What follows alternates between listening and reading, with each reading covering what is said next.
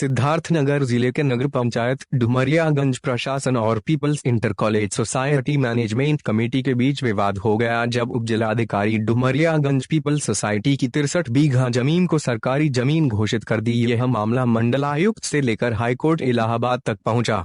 इसी की जांच करने एडवोकेट कमिश्नर हाईकोर्ट इलाहाबाद यहां पर आए। वहीं इस मामले को लेकर पीटीएल इंटर कॉलेज प्रबंधक व कमेटी के सदस्य का कहना है कि यह जमीन बहुत पहले जमींदार लक्ष्मी नारायण पांडे ने पीपल्स इंटर कॉलेज सोसाइटी दान में दी थी और यह सोसाइटी भारत की आजादी से पहले ही बनी थी और फिर स्कूल कॉलेज बनाया गया, लेकिन उप जिलाधिकारी डुमरियागंज इसको जबरदस्ती खत्म करके सरकारी जमीन घोषित करने पर तुले हुए हैं। इसी को लेकर हमने हाईकोर्ट में रिट दाखिल की थी और वहां से एक पैनल जांच करने आया है।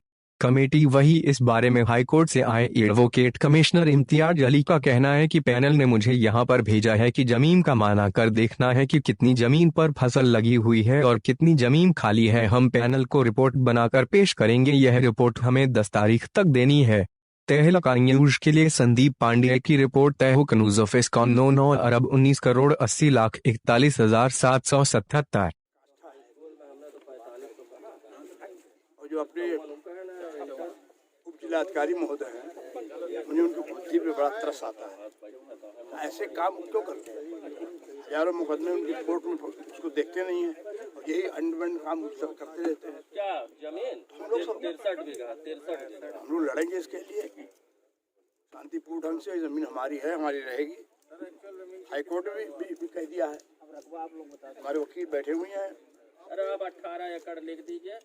जोड़ के कॉलेज का जो विवाद है उसमें आज एडवोकेट कमिश्नर भी आए। पूरा मामला क्या है? पूरा मामला अब इसमें सुनियोजित साजिश के तहत इस जमीन को, ये विद्यालय हमारा आज़ादी से पहले का है। शायद सन 19 जो सुना है हमने पूर्वजों से 1932 में ही स्थापित हुआ था। और इसमें ये जो ज़मीन का मैटर है, ये ज़मीन थी, यहाँ के ज़मींदार थे पांडे जी, लक्ष्मी निवास पांडे। उन्होंने दान में दिया था हमारे बाबा और लोगों के कहने आग्रह पर इस कॉलेज को आगे बढ़ाने के लिए। इस कॉलेज को 1945 में ही हाई स्कूल की और 1956 में इसको जो है इंटर की मान्यता मिल गई। इसी बात से जाहिर है कि यह कॉलेज ब्रिटिश पीरियड के पहले का है। एक चीज़ कि वो उन्होंने दान किया ज़मीन उस टाइम पे।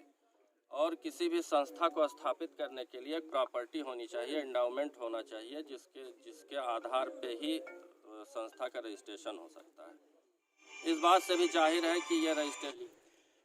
ये आप यहाँ आए हैं, मामला क्या है और किस लिए आप यहाँ आए हैं? ये मामला माननीय न्यायालय में था। 17 फरवरी 2021 को आदेश हुआ माननीय न्यायालय का कि जो वादी है उसका कहना है कि हमारी फसल हाफ पोर्शन पे बोई हुई है गेहूँ। तो मैं उसी पे रिपोर्ट देने आया हूँ कि कितने पोर्शन पे गेहूँ है और कितना खाली है प्लाट। 2 गार्डों का मैटर है यहाँ पे। मामला क्या है? अब मामला तो डिस्प्यूट चल रहा है इनका, बस हमको गेहूँ की पोजीशन बतानी है, फसल कितने पोर्शन पे है। मामला जो इनका हो रिट वो दाखिल है हाई कोर्ट में, मामला चल रहा है। और अभी यथास्थिति बस्ती न्यायालय से था, उसमें हाई कोर्ट गए थे। उस पर जो है कोर्ट ने हमें यहाँ नियुक्त किया है एडवोकेट कमिश्नर के तौर पे। मैं उसी की रिपोर्ट। नाम आपका? मेरा नाम दिनेश प्रसाद पांडे और मैं इस विद्यालय के पीपल्स कॉलेज के मैं वर्किंग कमेटी का मेंबर हूँ। अच्छा, क्या विवाद उत्पन्न हुआ है कि इस तरह विवाद से? आज तक कोई नहीं था और न कुछ है। साजिशन जमीन को हड़पने के लिए ये किया गया है, कूट रचित साजिश है। कौन हड़पना चाह रहा है जमीन? केवल इसमें सबसे बड़ा हाथ शासन का भी है और प्रशासन का भी है। अब आप समझ रहे हैं मुचारण, आप समझ लीजिए कि शासन प्रशासन क्या चाहता है। पहले तो मैनेजमेंट में विवाद कराया तो भगवान की दया से उसमें तो सब हम लोग काबिज हो गए, डिग्री हो गया, कोई दिक्कत नहीं हुआ। और यह भी हम हर जुर्म पर होगी पैनी नजर, हर लम्हे की दिखाएंगे खबर। खेल के मैदान से लेकर अपराध की काली गलियों तक, राजनीति के रसूख से लेकर बाजार के वजूद तक, टीआरपी के बवंडर से बचकर कराएंगे सच से सामना। हर खबर की होगी पूरी तहकीकात, क्योंकि हम हैं